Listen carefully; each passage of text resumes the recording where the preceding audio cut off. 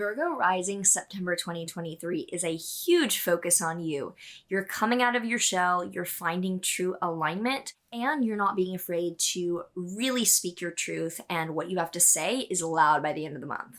If you're excited to get into what we can expect for this September for your rising sign, make sure that you like, subscribe, and hit that notification bell so that you are always up to date with what the stars have in store for you. If you're new here, hi, I am Maren. I make astrology videos, music videos, and if you want one-on-one readings with me or any of my private courses, those are linked down below at the links in the description. I'm also a tropical astrologer using whole sign houses. So starting out this month on September 4th, we have Venus stationing direct in your Leo 12th house. So Venus retrograde has ended, and Venus retrograde in your 12th house of mental health was probably you reconsidering what is valuable for you and your mental health. It could have been giving up addictions, giving up dependencies, rethinking your spiritual journey in general.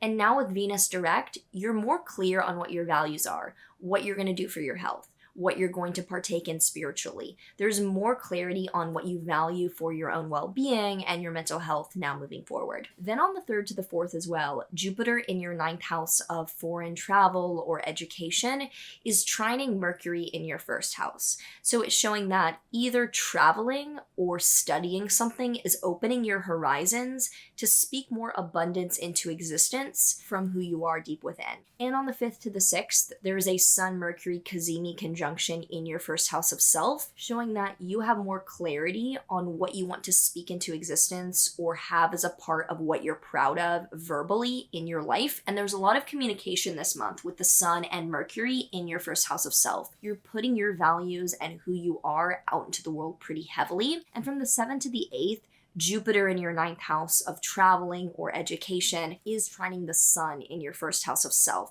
So again, even more empowerment towards speaking things into existence that are motivated by traveling, seeing the world, or studying things and learning about the world that's really changing your life. On the 14th, there is a new moon in your Virgo 1st house, a new beginning and a point of starting something that is a new chapter around either your appearance, your vibe, your identity. You're putting a fresh start out into the world with what you stand for. And on the 15th, Mercury stations direct in your 1st house of self. So with Mercury retrograde in your 1st house, you might have been a little bit confused or inward about what you stand for.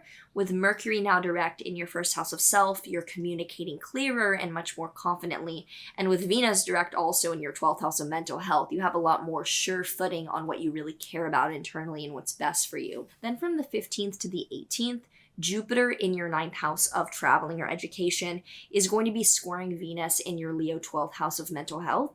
So this opening of your mind, either through traveling or learning something new, is also helping your mental health internally, not just the external image of yourself. And on the 23rd, the Sun enters your Libra 2nd house of finances, which is going to help you focus more on money the last week of this month. On the 25th, Jupiter in your 9th house trines Mercury in your 1st house, but Mercury now direct means that by the end of the month, there's even more of speaking things into existence, connecting traveling or learning to what you're standing for and what you're attracting. Great connection end of this month. And on the 29th, there's a full moon in your Aries 8th house of finances, showing that there's a chapter ending, either you're selling or letting go of something, either financially or just logistically tied to someone else in a deep way.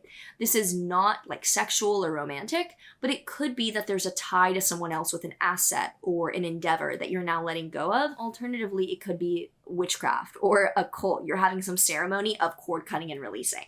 If you have any thoughts about this upcoming September for you and your rising sign, do make sure to comment down below. I would love to learn about what you are expecting based on these transits. The tarot card that we have here for Virgo Risings is the King of Pentacles, which is you doing the damn work to maintain things. It is you putting in the work and being like your own daddy energy. So it looks like you're providing for yourself, you're being assertive and confident, and you're very much in like your masculine go energy this month.